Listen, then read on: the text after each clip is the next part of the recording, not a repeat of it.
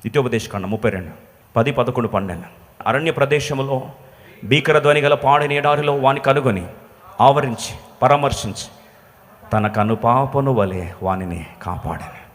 11వ వచనం కలిసి చదువుదామా?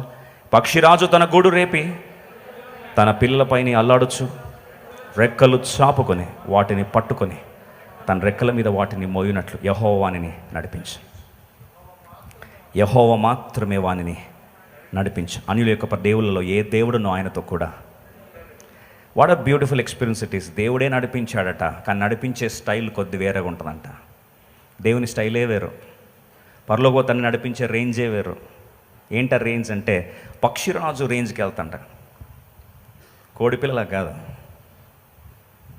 బేక మన బాతులా కాదు. మన రేంజ్ ఏంది? పక్షిరాజు రేంజ్. అప్పుడు ఏం చేస్తాడు పక్షిరాజు తల్లి?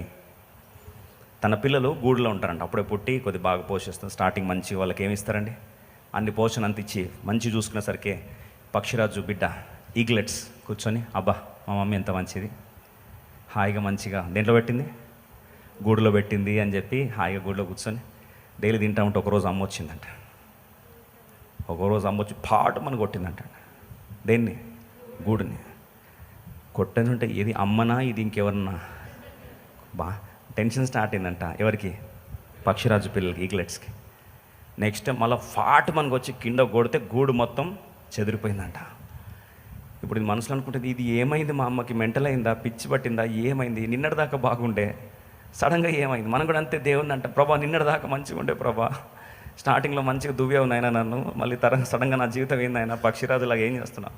గూడును చెదరగొట్టేస్తున్నావు ఏంటి ప్రభా? కంఫర్టబుల్గా ఉంది, బాగోద్దంటే ఎందుకు చెదరగొడుతున్నావు ప్రభా?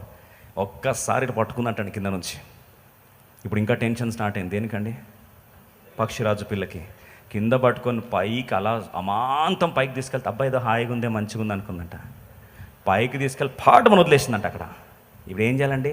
కింద పడుతుంది, గిజ కొట్టుకుంటుంది, రెక్కలు కొట్టుకుంటుంది, మనసు అనుకుంటుంది, ఇదేంరా నాయన పోయి నా తల్లి అనుకొని నమ్మితే ఇది నా తల్లిలాగా లేదు, లొల్లిలాగా ఉంది ఇక్కడంతా, నన్ను చంపడానికే పుట్టినట్టుంది, నన్ను చంపడానికి నన్ను అన్నట్టు. అసలు నాకు డౌటే, అసలు మా తల్లే. ఇప్పుడు తల్లి ఎక్స్ప్లెయిన్ చేస్తా అంటే, లేదంటే నేను నీ తల్లిని, ప్లీజ్ నువ్వు అర్థం చేసుకో ప్లీజ్ నన్ను, అట్లా అంటదా?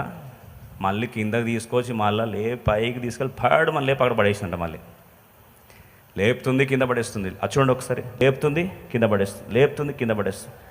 ఇలా ఇదంతా ఎక్కడండి? గూడు చెదరగొట్టి కింద నుంచి లేపి పైనుంచి కింద పడేసి, కింద నుంచి లేపి పైనుంచి కింద పడేసి. మన కొంచెం లైఫ్లో దేవుడు ఇలాగే చేస్తాడు. ఏంటండి నా లైఫ్ ఎందుకు ఆడుతున్నాడండి అని, ఎందుకు ఆడినట్టే కనిపిస్తుంది. అందుకో ప్రమాణం, నేను చేయనది మీకు ఇప్పుడు తెలియదని. ఒకళ్ళు అడిగిందానికి ఈగ్లెట్స్ వచ్చి, అమ్మ ఎందుకు ఇలా చేస్తున్నావు అని ఆకాశంలో అడుగుతుంది నోరు తెరిచి. అసలు దాన్ని బతకడమే కష్టం ఆ టైంలో. లేపి కొట్టి గూడు ఏం చేస్తుందండి? చెదరగొట్టేస్తుంది. అలా చెదరగొట్టడం ద్వారా పక్షిరాజు ఎప్పుడైతే గూడుని చెదరగొడుతుందో, ఉద్దేశం మనసులో ఏంటంటే ఆ పక్షిరాజు ఏం కావాలి? ఎగరాలి. నువ్వు ఎగరాలి అంటే నీ గూడు చెదరాలి. ఎంతమంది ఈ మాట నమ్ముతున్నారు? ఇప్పుడు నమ్మరులేండి. ఎగరాలి కానీ గూడు చెదరాలి. గుండె గూడు పగిలిపోయిందా? ఆర్థిక గూడు పగిలిపోయిందా? బంధాల గూడు చెదిరిపోయిందా? పరిచర్య గూడు చెదిరిపోయిందా? ఆధారపడ్డ నీ గూడు ఈరోజు చెదిరిపోయిందని కన్నీటితో దేవుని మందిరానికి వచ్చి లైవ్లో వాక్యం వింటున్నావా? ఈ వాక్యం నీ కొరకే. పక్షిరాజు నీ గూడు చెదరగొట్టేది నిన్ను ఎగరాలనే, కానీ నీ మీద బాధతోనో, నిన్ను పాడు చేయాలనో, నిన్ను వేదన పెట్టాలనో కాదా. ఒక మాట చెప్తాను, when God stirs up the nest, he is calling you to become involved with him in what he is about to do. ఈ మాట జాగ్రత్తగా వినండి.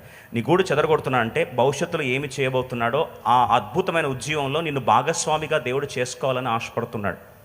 మళ్ళొకసారి చెప్తున్నా, నీ గూడు చెదరగొడుతున్నాడు దేవుడు అంటే భవిష్యత్తులో దేవుడు చేయబోయే కార్యంలో నిన్ను తన భాగస్వామిగా చేసుకొని ఆ ఉద్యమానికి కర్తగా నిన్ను మార్చుకోవాలని దేవుడు ఆశపడుతున్నాడు. ఎగరాలంటే నీ గూడు చెదరాలి, ఎగరాలంటే నీ గూడు చెదరాలి. పక్షిరాజువు నీవు రాజీ పడలేవు, పక్షిరాజువు నీవు రాజీ పడలేవు.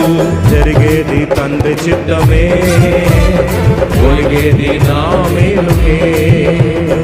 జరిగేది తండ్రి చిత్తమే,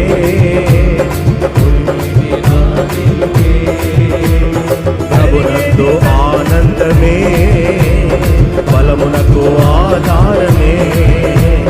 ప్రభునందు